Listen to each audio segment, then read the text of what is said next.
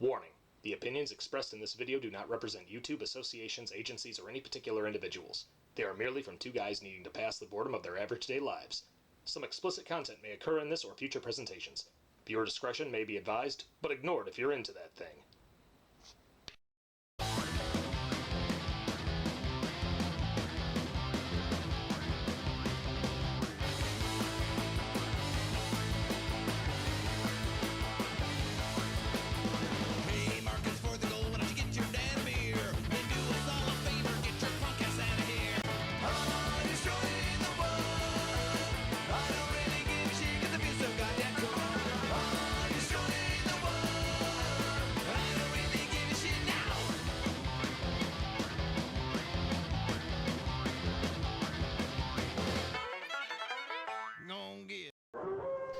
How you doing, everybody? I'm Wildman Wes. I'm the Big Bad Wolf Benny. And welcome to another edition of the Wild Wolf Show. Well, whoa, yeah, that's a nice shirt. Hey, you got a nice shirt too, right? Man. I know, right? Our new merchandise. We got merchandise now. We're moving up. Got new hats. We got business cards. We'll be flinging them around. We're trying to be professional now, Simon. We're growing up a lot from the first episode. Professional what? Assholes? I know. I don't know. Anyways, we're gonna be doing a new review. We're gonna do a movie that's near and dear to our hearts, Hot Fuzz. Ooh, yeah, Simon Pegg, Nick Frost. Oh yeah. Oh yeah. Their trope has always been. Oh yeah, I love their whole trilogy. Shaun the Dead. Obviously Hot Fuzz, and then. Oh, Paul. Yeah, Paul's good. We'll definitely do a review on that in the near future. What was the other one where they were doing the drinking tour at World's End? Yeah, that was a good one. I haven't seen that one yet, but I've heard it's really good. Really good. Yep. Benny, you want to take this? Sure, I got it. All right, Hot Fuzz starts off. You meet Simon Pegg's character, Nicholas Angel. He is a superb cop. He's like master of like martial arts. He's a fucking Olympic level like runner. Head of his class. He's basically like super cop. He's Top Gun, you know? Top Gun, exactly. Like his like percentages of arrests and all that stuff is like 33% higher than the rest of the station. So basically, he's making the rest of the station look bad. Sounds like me at work. So his superior officers decide they're going to send him away to a small town where the rest of them, the officers, start to look better now because now they're all doing about the same. So he doesn't want that either. No, I wouldn't want that either. He has to go up the ranks to try to make them reconsider. And the funny thing is, they already knew he was going to do that. They're like, so you want us to call so-and-so and get him down here right now?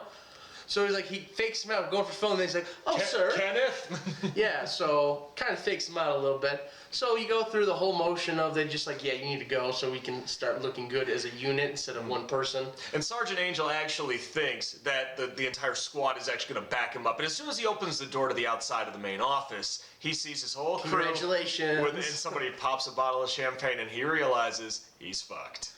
So now you see him on the train, and just to show you like how small of a town it is, every few seconds they show like a bar on his phone disappearing, like just to show that he's going nowhere. And we've all been there on road trips.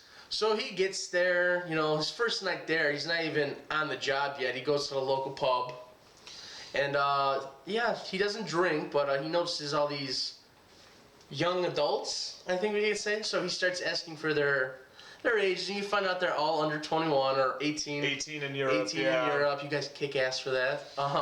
When's your birthday? 22nd of February. What year? Every year. Get out. The best one is the Harry Potter looking son of a bitch. Yeah. Brace face. He shit his pants. Yeah. So you got him taking them out, you know, and then just stuff like that. So then the next day he starts up. He arrested a fellow officer last night that he didn't know for like on DUI pretty much. You're not going to be planning on driving that vehicle, are you? No. Yeah, then he crashes. So you continue on. You're meeting all the cops, and you kind of realize that these kind of cops are kind of stupid. It's not that they're idiots, just they just don't give a damn. Yeah, it's such a small town. So this kind of infuriates Angel because, well, he's super cop and nothing really goes wrong in this town. I mean, let's put it this way: the main punishment if somebody forgets to do something in the office, ice cream or desserts, and it's just kind of like, what the fuck is going on with these people? So but it is what it is. Him being the great cop that he is, he starts noticing these accidents happening aren't really accidents. They're people killing these people because they broke the town rules. You know, they want the town to appear. It's also, mind you, I forgot to say, the town is considered like the friendliest town in all of England, so they tried to keep that up. So it was winning Village of the Year for countless years. Yeah. And they were up for another award this year, and they want to make everything perfect. And while this is going on, Sergeant Angel befriends the son of the main police chief, Danny Butterman, and he's played by Nick Frost. And once again, he does just a phenomenal job of being a complete Dunsky. Just he's like a space cadet, you know. Yeah, he's funny as hell. And then, so yeah, basically they're becoming friends, and my favorite part of it is Nick Frost's character is just like, have you ever done this while doing this? You know, like right out of a cop movie, and he's just like, no. Have you shot 2 guns while saying ah? Why would I ever say ah? Well, that's the whole point of it. Why would you go ah if you don't shoot 2 guns? So yeah, then there's just like, it's funny because it works. They try to use cheesy one-liners, and it works because you know they're trying to be cheesy. So this is a part where a cheesy moment actually works. So that's what makes this movie great. Especially, they can make cheesy one-liners. Especially when they're when Nick Frost and Simon Pegg are drunk, and well, actually Simon Pegg actually drinks later on and point in the movie, and they go back to Danny's place, and then Danny wants him to realize that he's not alone, that he actually wants to help him. And Danny is definitely this type of police officer that's watched one too many movies to want to be a cop. And we had kind of specified that in an earlier episode in season 1 on Super Troopers of why would somebody want to be a cop? Oh, because I saw Super Troopers. Yeah. Well, he busts out the movies Point Break and Bad Boys 2. And he asks, Nicholas Angel, what does he want to watch? He goes, Point Break or Bad Boys 2? Which one do you think I'd prefer? No, which one do you want to watch first? That's like a conversation we would have with somebody. Oh yeah, we were trying to we do that with each other all the time. Yeah, trying to make these reviews, we have to try to figure out exactly what we want to do, and trust me, it's a clusterfuck. However, if there are any movies that you'd like us to review, make sure that you leave a comment in the section below. We'll give you a shout out in the process because sometimes we run out of ideas really quickly, or sometimes we're just too busy to even think up an idea. We do still have to work. We're not famous yet. We're not making any money off of this, so this is just for pure entertainment right now. Yep. So yes, if you guys help us out, that'd be great. Because like I said, me and this guy fist fight over what we're gonna do. Yeah. Luckily, this guy knows how to put makeup on. Because otherwise you see bruises. God, I'm just so fabulous. Well, we are. Even with the facial hair. We are pretty. Yeah. But yeah, no. So definitely leave us something down below. Let us know. We'll review a movie, even if it's a movie we don't like. We'll review it and we'll be gentle. Exactly. So let's go back to what we were talking about earlier about. So yeah, the one-liners pretty much is where we left off at. So he says one of the greatest lines of all time in the movie, "By the power of Grayskull." Yeah, a good old He-Man reference. Good old He-Man reference. So, like I said, cheesy, but it works in this movie. And around this point, after a lot of these accidents are going on, there's a man that reports for the local paper named Tim Messenger that finally starts to get an idea of what's going on. But as things have been going on with all these accidental deaths, he happens to be another fodder for the whole situation. And at this point, Sergeant Angel is starting to lose a little bit of hope. Because, the whole town's not helping him. The police aren't helping him. Like I said, the cops really just don't care. Because, like I said, everything is just being ruled off as an accident. And as you said, accidents do happen. But at this alarming rate where people are dying, shit. And at this point, Sergeant Angel becomes I'd say a victim. Yeah. Well, not, but he doesn't. They try. They try, but they fail. Remind you, he's like an expert martial artist. He's a cop. He's been in a few fights. He knows how to fight. Yeah, so. And after all this takes place, he finally starts to figure out exactly what's going on. He finds out who the killers are. And, dun, dun, dun, it's the whole entire town. It's like all these senior people that, have power in the town, the doctor. The Neighborhood Alliance. The Neighborhood Alliance, the Neighborhood Watch Association, the NWA. Yeah. So basically, it's like fuck the police. It's a classic plot twist. The town wants everything to be done their way, so they kind of force their will upon people. And then, of course, you find out you think Danny's gonna kill Sergeant Angel, and he doesn't. But and then, of course, we have probably the best part of the movie, the ending, where you have this big final battle. The final battle was amazing. Pretty much, Angel comes back decked out, guns, body armor, riding a horse, and then, of course, he's got aviators on, he's got a toothpick, and one-liners just start to flow. Morning.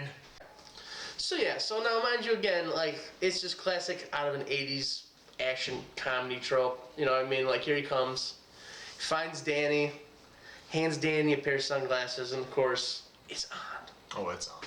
So they go through the town, they're taking out the whole alliance and all this stuff, and then get to the end, you know, they finally catch a swan. Yeah. We forgot to say the Oh, swan we forgot to, yeah, there was a That's the scene most- where there's a swan that's escaped from the zoo. And kinda mean. well, this is near the beginning of the movie where Sergeant Angel's realizing people aren't really taking him seriously. They got him chasing the swan. Yeah, well, and what happens is he actually gets a phone call about the swan escaping the zoo, and the man's name, he goes, "All right, what's your name?" P.I. Staker. P.I. Staker. Piss Taker. Come on. But then you realize the man's name is really Peter Ian Stanker. So in this situation it's where Sergeant Angel is trying to be serious, but people aren't taking him seriously. So then he starts to slack off and realizes, oops. Yeah, so I mean that's basically the movie. There's like another funny part too I like too when he's talking to the Andes. He's like, "Well, you know, there's more guns in the country than there are in the city." And he's just like, who's got them? Even Farmers. farmers and their mums have got them. It's like, oh yeah, farmers. Who else? Farmers' mums. That's who's got the guns. Yeah, it's pretty funny. It's stupid comedy like that, but it's awesome. Now we come to the best part of our show and the worst part of our show, the 5 good and the 5 bad. Yep, and what better way than to start with, well, let's see. What do you think we should do? Why don't we do the bad first? Yeah, let's do the bad. This is one of those lists where it's kind of more like nitpicking. Yeah, we've done a couple episodes in the past, like Super Troopers and especially the reboot of Dread, where we didn't really have a whole lot bad to say. Yeah. So we're just gonna... We just find something that's just like, I could have lived without that. We'd rather talk more about the good than the bad. I mean, hey, we're not pessimists, or we're not, we're not cynical, but at the same time, we have to do something I'm because... a little cynical. Well, me too, but we can't just use that for the rest of our lives. I mean, we have to... embrace the good with the bad. That's true. You take the bad, you take the good, you take them both, and what do you get? My opening statement. C'est du bousset. Good dog. All right, so let's do the bad. Like I said, they're just nitpicks. So number 5 on our bad side of Hot Fuzz has to deal with the cameos within the film. Now, there was a lot of awesome, phenomenal people that are in it. Bill Nighy, however you want to pronounce his name. He plays the chief inspector in London. Basically the head cop. And I mean, he's been in a lot of awesome films. Underworld. I mean, Love Actually. I mean, he's even in the Pirates of the Caribbean films as Davy Jones, I believe. Yeah. He's just a great all-around actor, especially for his age, some of the stuff he does. Yeah. You can tell he just loves that craft. And Kate Blanchett even makes an appearance, even though her face is covered for the most part. But you can tell by her eyes and her voice. Like, if you've ever seen Kate Blanchett's eyes, she's got very pretty blue eyes. Yeah. And Peter Jackson plays the deranged Santa Claus, Father Christmas, that stabs Nick Angel in the hand. Now, not saying that they're bad performers or their performance was bad, it was the fact that most of these cameos happened within the first 5 to 10 minutes of the film. Now, in most films, whenever there's been cameos, they're usually in the beginning, middle, end, or some point in between those, moments. You space them out. Yeah, and at this point, most of them were in the beginning, and then you only see Bill Nighy near the end of the movie for a brief, 30 seconds? If that. And it bugged me a lot, because when you have such phenomenal performers that do cameos, you want to do something great with them, and you want to actually put it in a moment where it works. And I mean, it worked in this, but it was too soon. Everything happened way too fast. Pretty much, to simplify it, you blew your load too fast, son. And nobody wants that.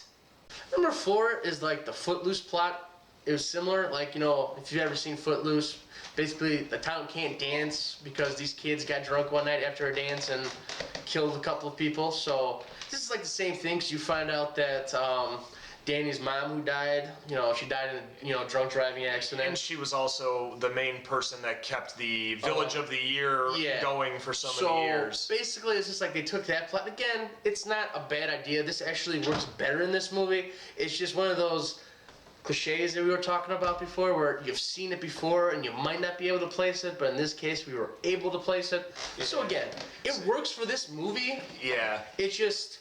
I've seen it already. Yeah, but Police Chief Butterman could have been a better John Lithgow in this situation. Yeah, but I mean, the only good part of the whole bit later on was like, he doesn't even come from around here. Yeah.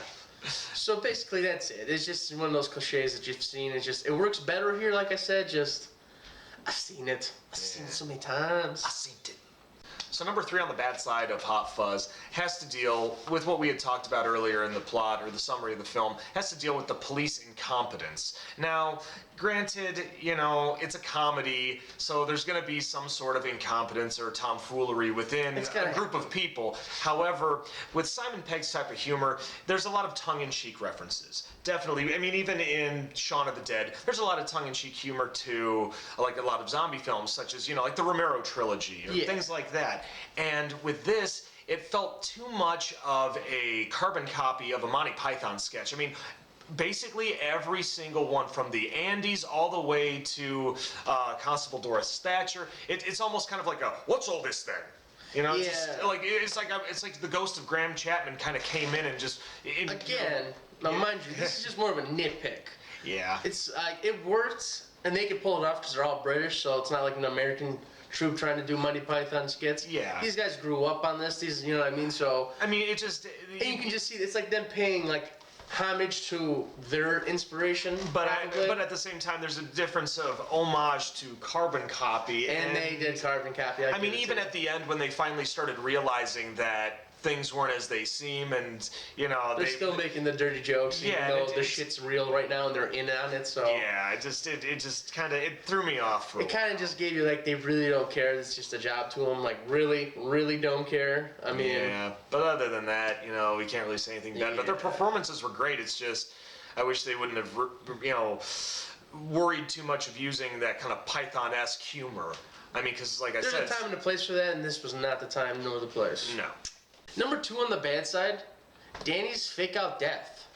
He literally took what double barrel elephant gun to the chest. It was like an elephant gun or like a blunderbuss. I mean, he took it to the chest, and yeah, he wasn't wearing body armor, so probably should have died because the guy was only you know 10 feet away. Something like that. With the shotgun blunderbuss, what happens with that is when they come out, they scatter.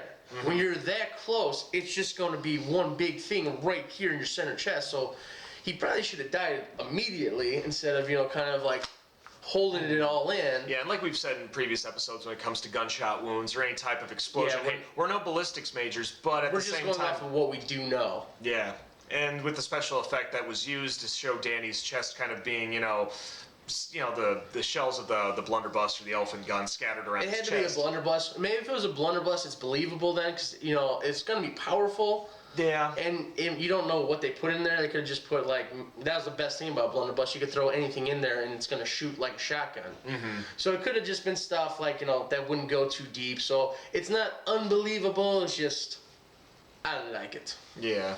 All right, we've finally come to number 1 on the bad side of Hot Fuzz. It has to deal with the revelation of the killer. Now, we had talked about how the whole town was in on it. And the reveal happens when Sergeant Angel is having a flashback, like an audio flashback of hearing Timothy Dalton, who plays, Simon Skinner. Sissy Skinner. Sissy Skinner, what a gay lord. No, but he had asked Sergeant Angel, after being accused of being the murderer, he said, how could I have killed all these people in different places at the same time? And then Sergeant Angel realizes there's more than one killer. And it happens a lot and a lot. Well, the best thing is there's an allude to that, like when there's the traffic collision. Yeah. And then a lady's asking Danny about, like, you know, good luck catching them killers then. So she kind of, like, ruins it for you because then he picks it up. Yeah, I mean, at that point when you see things like that, it's predictable. Yeah. I mean, that's like the biggest thing that we could find that bothered us the most. And it's nitpick, but I mean, there are times where obviously a comedy, things are going to be predictable. I mean, in a comedy movie or in a horror movie, you have a specific outline of moments that you pretty much have to follow. There's kind of like an unwritten book or an unwritten Bible. Like, let's put it this way, comedy-wise, oh, look, there's a banana peel on the ground. Hey, that guy's walking towards it. You know it's going to happen. It's still going to be funny. It's just, you know it's going to happen. It's like, what can you do to make it a little bit different to, you know, so that's get a better laugh instead of a cheap laugh? Yeah, so instead of, oh, look, he's going to step on that banana. Oh, shit, he just got hit by a car. Bam. Yep. Plot twist. What a twist! All right, this is a Simon Pegg movie, not Shyamalan. Yeah, but no. Anyways, now that we've gotten out of the bad stuff, we're gonna move get on to the good stuff. Yep, that little spoonful of sugar makes the medicine go down. Oh, it does. So let's get to it.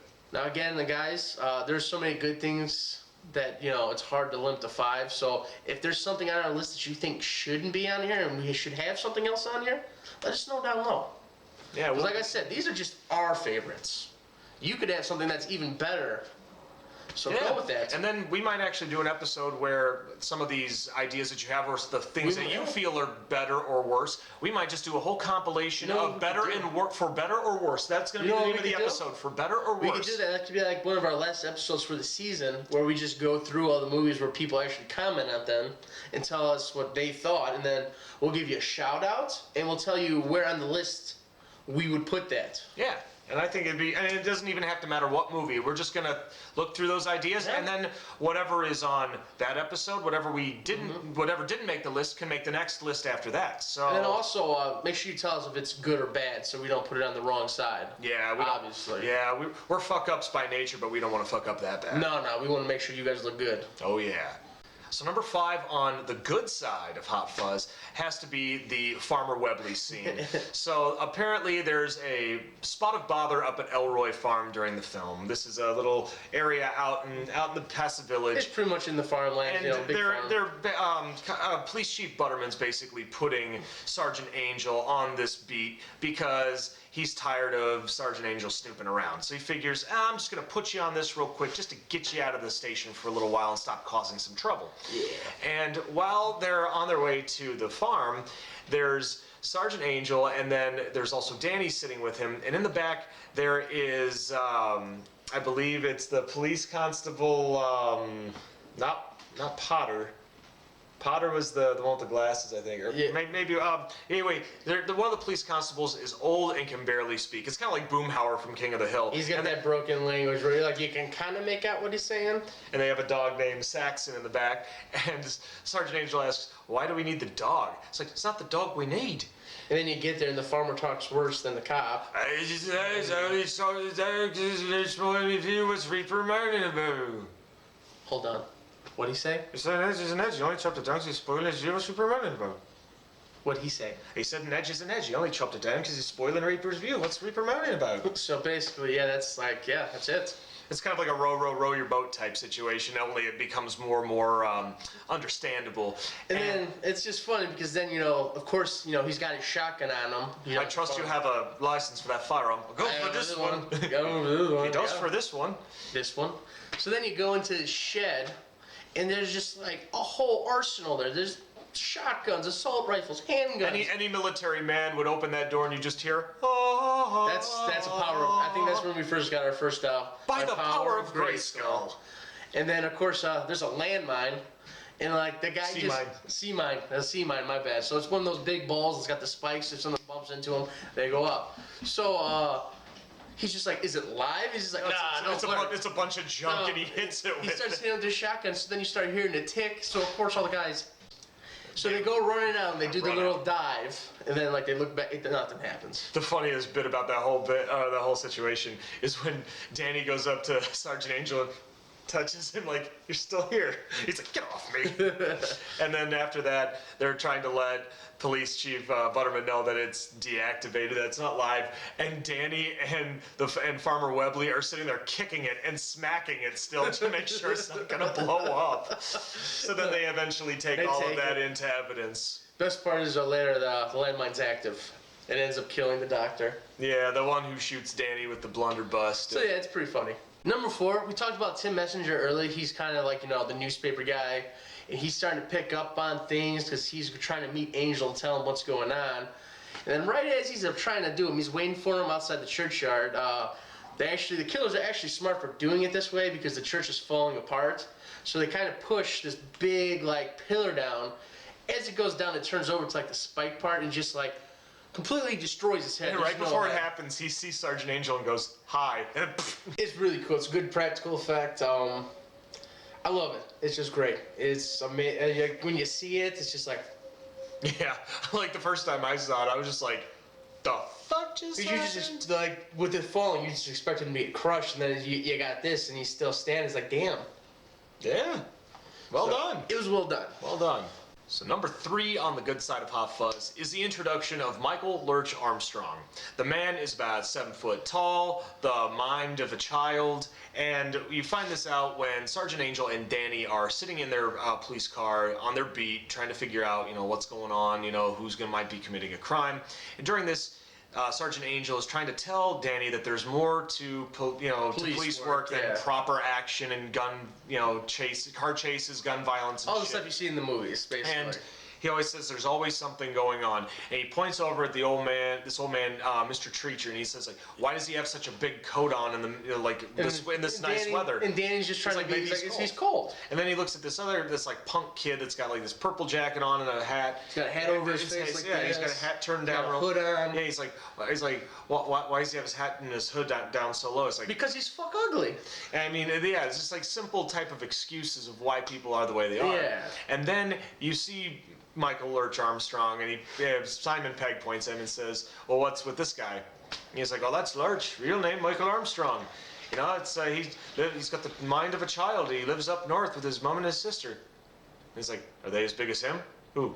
His mom and his sister. Same person. Yeah, so he's a little off. And the thing is, Lurch is a very simple character. His main response to everything is yarp. Yarp or narp. That's pretty much all. He never really says no, that was Simon Pegg. Simon Pegg did, but all you hear him say is yarp. I mean, the one point that I feel bad for him is when Lurch is sent to take care of Sergeant Angel, basically kill him because he knows too much, they're having a big fight in his hotel room, and Simon Pegg has this big fluffy monkey in the room, and he throws it at him because he can't think of anything else to throw at him. And when Lurch catches him, he looks at it, and you kind of get like this childhood music, where it's like a little lullaby music, and he starts smiling, and then Simon Pegg proceeds to knock him out. But just the fact is, you felt bad. It's like you could tell. So that's at that point in the movie, you kind of felt bad. It's like he's just being used for his size. And then later on in the movie, you find out now he really wants to do it. So and of course, at the end, when everybody gets arrested and put in jail, when he gets his mugshot, he's straight up crying his eyes out. And you want to feel bad for him, but you're like, you know what you done did. Yeah. And you shouldn't have done that. He was a boy, that poor little feller. Number 2 on the good side is the final battle. Now, mind you, this is like probably the last 20 minutes, 25 minutes of the movie. Yeah. So basically, Sergeant Angel just escaped, being practically killed by everybody, and he hits up a gas station, and he looks over and he sees a copy of Sly Stallone's Cobra, and he starts thinking about everything. So he purchases a bunch of crazy stuff like spray paint, and of course you gotta buy aviators. Oh, yeah. So he goes back to the police station, arms up to the teeth. With all the stuff that they got from Farmer Webley's. And then, of course, to top it all off, then, before he's not complete without putting a toothpick in his mouth. So then, of course, you go back to him coming down the street on a horse. Got 2 shotguns hanging off his back. He sees Danny. He sees all the people from the town see him, and you just have a big ass gunfight. It's kind of cool to see all these older people the one thing that bothered me about the whole situation, it's not like on list worthy. It's like when you mentioned the match about Cobra. I just wish that he would have made some sort of reference to the movie Cobra. I mean, even if he could have just in his British accent just said, "You're the disease and I'm the cure." I would have loved it, but you can't have everything. It's just an awesome action scene. Like, and then this is when the other cops come around. They start realizing that Simon Pegg's been right the whole time. They try to convince the police chief, like, yeah, you can maybe it's about time you step down, sir. Like, calm down. He ain't having it. So no. We get a cool final fist fight too between Timothy Dalton and Simon Pegg. And then Simon Skinner or Timothy Dalton gets tripped up on a scale model of the town and gets his chin impaled by the big by the church. By the same pillar that killed Tim Messenger. Irony! I know. And he just wants some ice cream. So, yeah. And then the Swan comes into part. The Swan actually catches Chief Inspector. Yeah. He's still in the back of the car. Yeah, and he attacks. I don't know if you've ever been hit by a swan before. It hurts. I never have. I've gone to the zoo. They suck ass. Oh, I've heard they're assholes. They're assholes for sure. They're not princesses, I know that. No. So number 1 on the good side of Hot Fuzz was actually an outtake.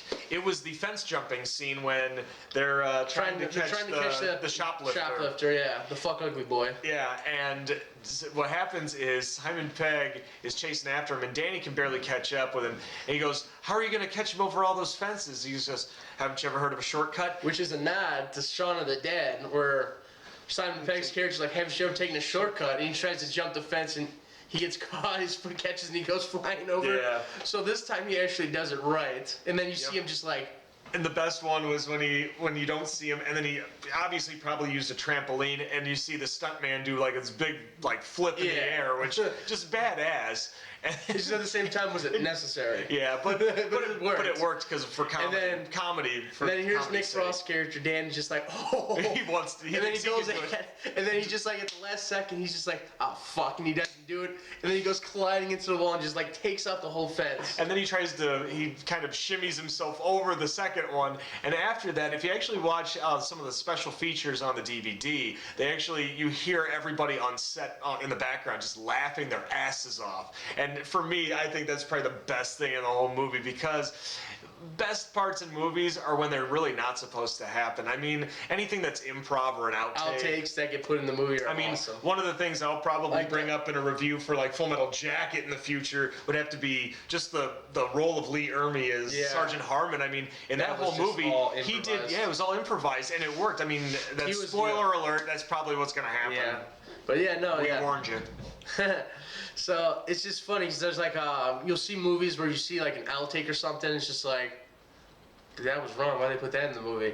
One, it was either just so funny they kept it, or two, they didn't notice it. Now look at the stormtrooper and New Hope clonking his head on the door. And that just goes back to you can't see out of those damn masks. So no wonder they couldn't hit anybody with their blasters. Yeah, those poor bastards, they didn't have a chance. No. Well, this is going to conclude our review on Hot Fuzz. We hope you enjoyed it, and otherwise like, share, and subscribe. And we hope to see you next time on The Wild Wolf Show. Till next time, I'm Wild Man Wes. I'm the Big Bad Wolf, Benny. We'll take it easy, and hope you take it easy as well. See you soon. My, here come the Fuzz.